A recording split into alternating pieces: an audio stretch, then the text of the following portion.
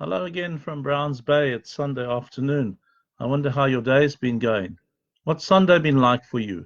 Pretty different, isn't it, from everything we've known before?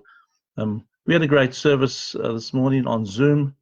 It was interesting to get things going and get people connected, and a lot of fun to be in touch with each other again after not seeing each other for quite a while.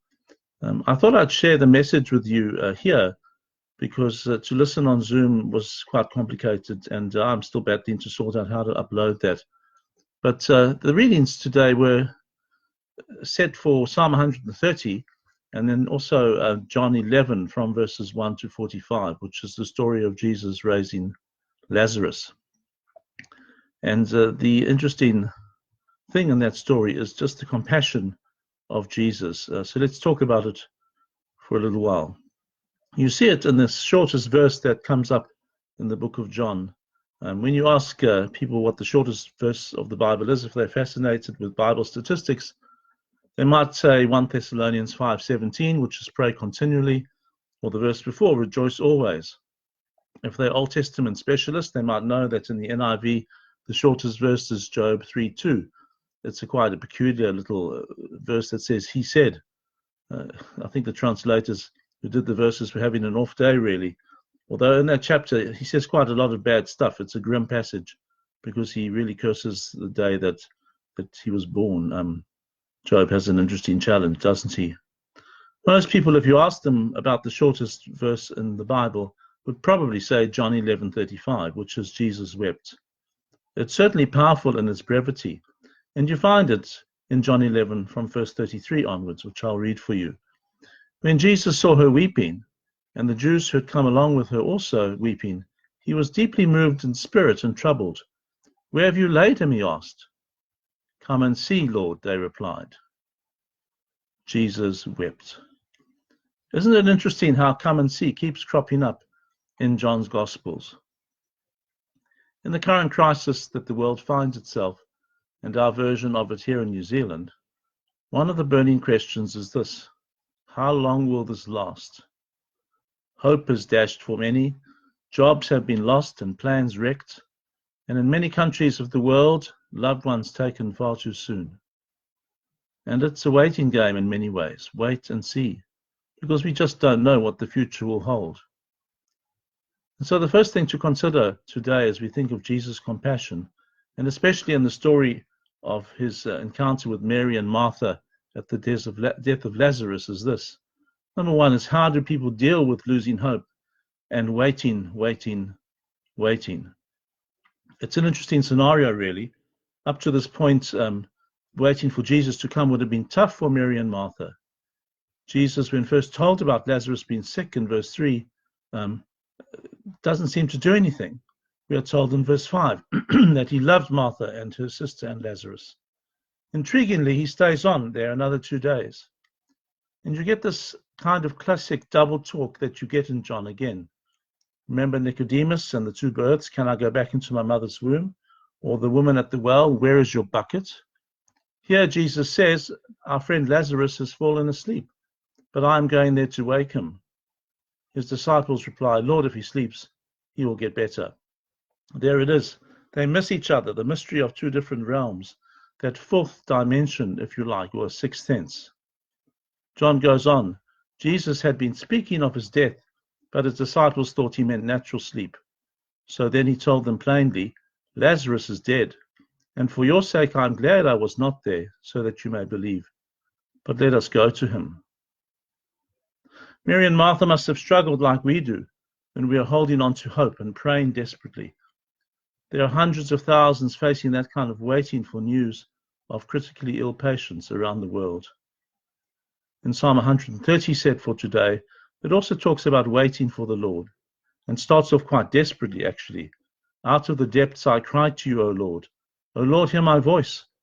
Let your ears be attentive to my cry for mercy. And in the hoping and waiting, there's often great impatience. When Jesus gets to Bethany, 3 times people have a go at him. If you just got here quicker. Jesus, of course, knew the bigger picture, that Lazarus would be raised to life again. And yet, and this is our second point, he still wept. Jesus' compassion is always a help for us. His humanity means he knows and feels as we do. He still does when you face troubled or challenging times. Twice in John's passage, it says that Jesus was deeply moved. There is, of course, another interesting angle on this as well. Jesus weeps elsewhere in the Bible. He weeps over Jerusalem because of their lack of faith. But the translations hide an angle on his response here. Deeply moved is also translated as terribly upset, groaning in himself, and very sad. But two translations pick up on a more interesting meaning of this emotion. While the NIV says he was deeply moved in spirit, the New Living Translation says a deep anger welled up within him. And so to the Message, a deep anger wells up within him. That's verse 33. In verse 36, it says, Jesus, once more deeply moved, came to the tomb. The NLT says he was still angry as he arrived. And the Message, Eugene Peterson's amazing translation, says this: then Jesus, his anger again welling up within him, arrived at the tomb. There's a good debate about why Jesus would be angry. Perhaps their unbelief, the power of death, maybe even a realization that all too soon he would face death as well.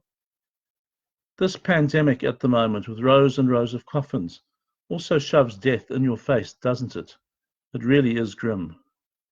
But Jesus soon refocuses on what he's there for, and he gets on with the job. He gets them to roll away the stone. There's another intriguing short phrase here. It's not a whole verse, but basically when he asks them to move the stone, they say, if you use the King James Bible, he stinketh. This is really earthy stuff. That's why when they use an ice rink in Spain to store the dead, it's actually quite grim and surreal. This is the wage of sin, death, from the beginning to today. But as Paul reminds us, the gift of God is eternal life. Lazarus will rise again. Of course, it wasn't his final resurrection. He would die a natural death later, but eventually be raised again forever, like Jesus. And so we come to our third reflection on this passage today. Resurrection is the bigger picture. Jesus uses every opportunity to teach his followers the bigger picture. In every sign he performs in John's Gospel, profound teaching follows. Think of Nathanael, think of Nicodemus, think of the woman at the well, and later doubting Thomas. In this case, interacting with Martha, he says this: I am the resurrection and the life. He who believes in me will live even though he dies, and whoever lives and believes in me will never die. Do you believe this? It's a great question for us to consider as well today. If people start dying here in New Zealand, we must share our hope for the life to come with them, with their families, with their loved ones. Later in John 14, as he prepares them for his own death, Jesus says, trust in God, trust also in me. And that's really all we can do. And of course he tells them about those many mansions, those rooms, or as I sometimes joke, those batches that he will prepare for us, and then come back to take us to be with him. And so as you face difficult times, don't lose hope. Remember Jesus' compassion. Remember also, most of all, his victory over the last enemy, death. Let's learn to wait on him. Let's wait for him to work in every situation, especially those which promote death and negativity.